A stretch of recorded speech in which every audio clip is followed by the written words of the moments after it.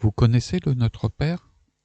C'est une prière que des milliards de croyants récitent depuis des siècles, souvent sans même en mesurer toute la portée, comme un réflexe, comme un chant appris dans l'enfance. Aujourd'hui, j'aimerais qu'on s'arrête vraiment dessus, qu'on prenne le temps de peser les mots et surtout de regarder le poids immense qu'ils peuvent faire peser sur les épaules de certaines personnes.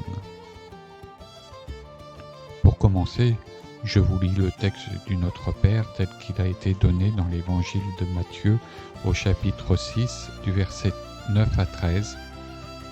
Je prends la version Louis II 21. Notre Père qui es aux cieux, que ton nom soit sanctifié, que ton règne vienne, que ta volonté soit faite sur la terre comme au ciel. Donne-nous aujourd'hui notre pain de ce jour. Pardonne-nous nos offenses, comme nous aussi nous pardonnons à ceux qui nous ont offensés. Ne nous laisse pas entrer en tentation, mais délivre-nous du mal. Certains vont dire Amen, mais pas moi.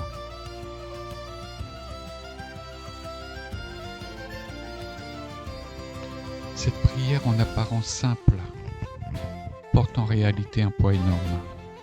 Oui, un poids qui écrase parfois, parce qu'elle lie explicitement notre salut éternel à notre capacité de pardonner. Dans cette phrase, pardonne-nous nos offenses comme nous aussi, nous pardonnons à ceux qui nous ont offensés. Il y a comme une condition. Si nous ne pardonnons pas, on nous dit que les portes du paradis se ferment et que nous nous condamnons à la damnation éternelle. Cette condition était aussi claire que redoutable et soulève une question fondamentale. Peut-on vraiment tout pardonner? Dans ce texte, Jésus ne fait aucune distinction entre les offenses. Il ne hiérarchise pas les fautes. Il ne dit pas pardonner les petites choses, mais pour le reste, on verra. Le pardon est demandé de manière absolue, sans nuance, sans condition. Cette radicalité, c'est à la fois la force et la difficulté du message évangélique. Mais dans sa réalité humaine, peut-on vraiment appliquer ce principe sans aucun discernement? Nous sommes des animaux sociaux. Oui, pour certains, l'homme et les animaux, c'est séparé. Mais pour moi, nous sommes des animaux sociaux. Pardonner une petite bousculade involontaire dans la foule, pardonner un petit mot maladroit, pardonner un petit geste brusque, une petite trahison du quotidien. Oui, là, beaucoup d'entre nous y arrivent. Cela fait partie de la vie en communauté. Chez la grande majorité des populations, croyantes ou non croyantes, ça se fait machinalement. Nous sommes des animaux sociaux et dans les groupes pour éviter des querelles qui pourraient amener au pire. Il est toujours plus facile d'avoir un petit sourire, d'avoir un petit mot pour dire « Ah, t'inquiète pas, c'est pas grave. Ça fait partie du vivre ensemble. » Et même chez d'autres animaux que les primates, cela arrive. Dès qu'on vit en groupe, dès qu'on vit de façon sociale avec les autres, il y a toujours une façon d'être pour éviter les querelles. Mais, oui, il y a toujours un mais, malheureusement. Mais pardonner à son agresseur sexuel, là, la question devient insoutenable. Et quand je parle de pardon, je ne parle pas d'un simple « j'arrête d'y penser » ou « je ne veux pas me venger ». Je parle du pardon tel que Jésus le demande dans le Notre Père, un pardon sincère, profond, qui efface l'agression. Je vous le relis ce verset. Pardonne-nous nos offenses comme nous aussi nous pardonnons à ceux qui nous ont offensés. Cette phrase répétée à chaque messe, dans chaque prière, peut devenir une injonction lourde, écrasante, presque insupportable pour certaines victimes.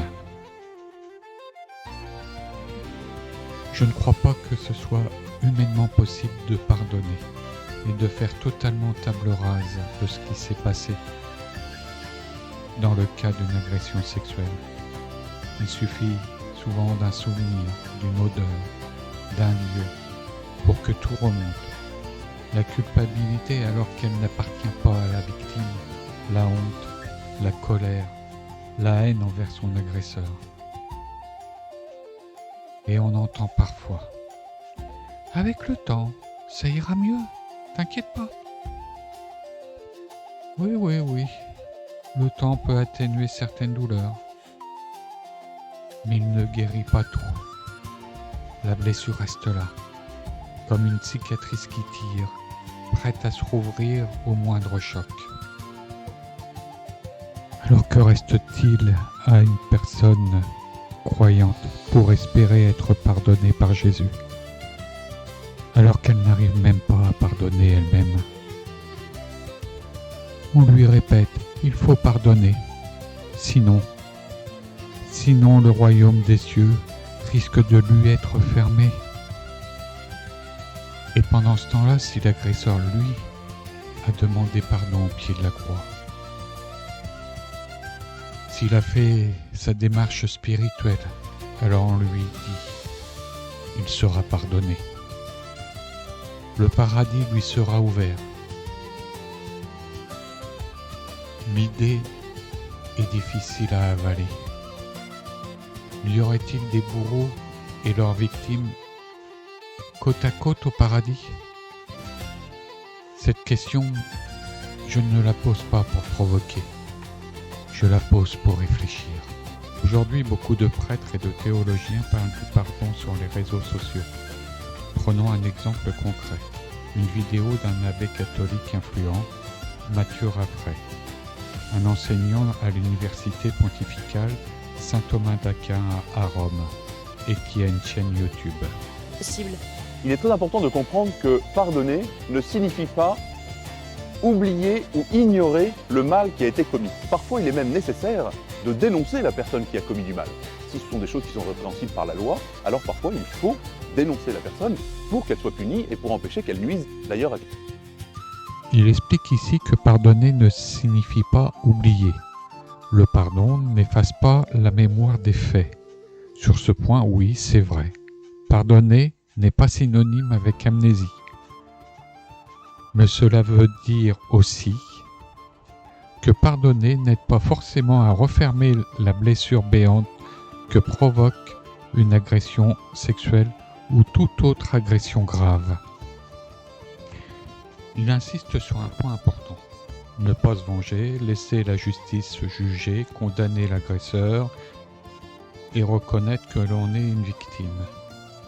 Ce qui est la base essentielle pour se reconstruire. Là encore, c'est juste la justice humaine qui reconnaît la victime, non ce prêtre, et la reconnaissance du statut de victime sont nécessaires. À quelqu'un d'autre. Pardonner, au sens chrétien, cela signifie ne pas vouloir se venger, c'est-à-dire ne pas vouloir à son tour du mal à celui qui m'a fait du mal, mais vouloir qu'il se convertisse, donc qu'il demande pardon, qu'il devienne meilleur et que, à la fin, il aille au ciel malgré le mal qu'il a pu commettre. Donc qu'il regrette vraiment. On comprend que dans cette vision, le pardon sert avant tout à évangéliser l'agresseur. Et en plus, la victime doit aimer son agresseur comme Jésus aime tous ses enfants. Et là, honnêtement, Je ne sais plus si je dois hurler de colère, vomir ou pleurer. Dans ce discours, le pardon chrétien n'a pas de but juridique. Il ne cherche pas d'abord à réparer la victime. Il ne vise pas prioritairement à condamner le coupable. Son but principal, c'est l'évangélisation et la conversion de l'agresseur. L'Église, dans cette logique, ne condamne pas fermement les bourreaux en les excluant clairement, en les excommuniant ou en le tenant loin des positions du pouvoir. Elle veut, au contraire, que les victimes prient pour leur bourreau, afin de le faire entrer, lui aussi, dans le royaume de Dieu. Cette position, pour moi, est profondément inhumaine pour les personnes agressées. Demander à une victime de prier pour son bourreau, de l'aimer comme Jésus aime ses enfants, c'est lui imposer une souffrance supplémentaire. C'est une forme de violence spirituelle. Et ce qui me choque le plus, c'est la manière dont ces paroles sont prononcées par ces influenceurs catholiques, sans une once de véritable compassion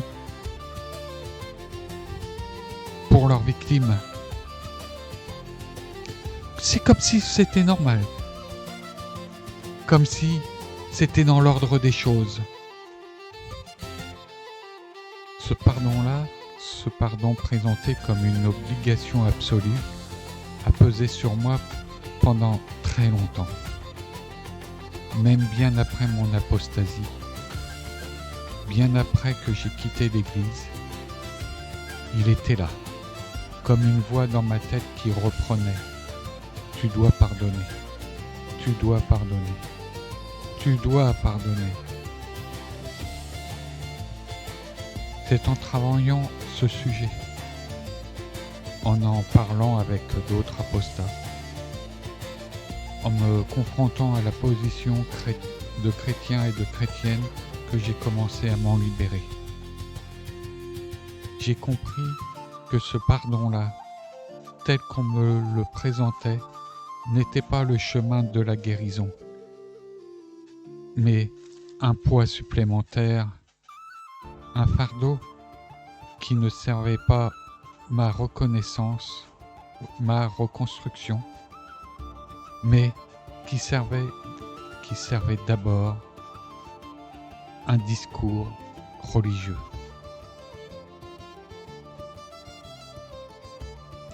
Aujourd'hui, je ne pardonne plus. Et pourtant, je ne vis pas dans la haine. Je n'ai pas envie de vengeance. Je veux simplement affirmer ici, il est possible de vivre sans pardonner son agresseur et de vivre sans pourtant devenir un monstre. Nous avons des associations d'aide aux victimes, des psychologues, des psys, des thérapeutes, des groupes de parole et bien sûr la justice pour nous aider réellement à nous reconstruire. Ces ressources-là s'intéressent à la victime, à sa dignité, à sa sécurité, à sa guérison. Pendant ce temps-là, une partie du discours de l'Église catholique semble surtout préoccupée par le maintien de son pouvoir et la sauvegarde de ses concepts théologiques, au lieu de se tenir pleinement à côté de celles et ceux qui portent des blessures. Je ne prétends pas détenir la vérité absolue. Je vous partage mon ressenti, mon chemin, mes réflexions. Je voudrais vraiment savoir ce que vous en pensez, car ça a été une vidéo très dure à écrire et encore plus dure à enregistrer. Est-ce que ce discours sur le pardon vous parle, vous choque, vous libère, vous enferme? Dites-le moi en commentaire, ça m'intéresse vraiment. Ce qui est sûr pour moi, c'est qu'aucune institution, aucun prêche, aucun verset ne devrait avoir le pouvoir d'ajouter de la souffrance là où il en a déjà bien trop. Le pardon, s'il vient un jour, devra être un choix, mais pas une obligation. Merci d'avoir pris le temps d'écouter jusque-là et surtout, continuez à regarder la beauté de notre monde avec curiosité, parce qu'il est infiniment plus fascinant que n'importe quelle croyance.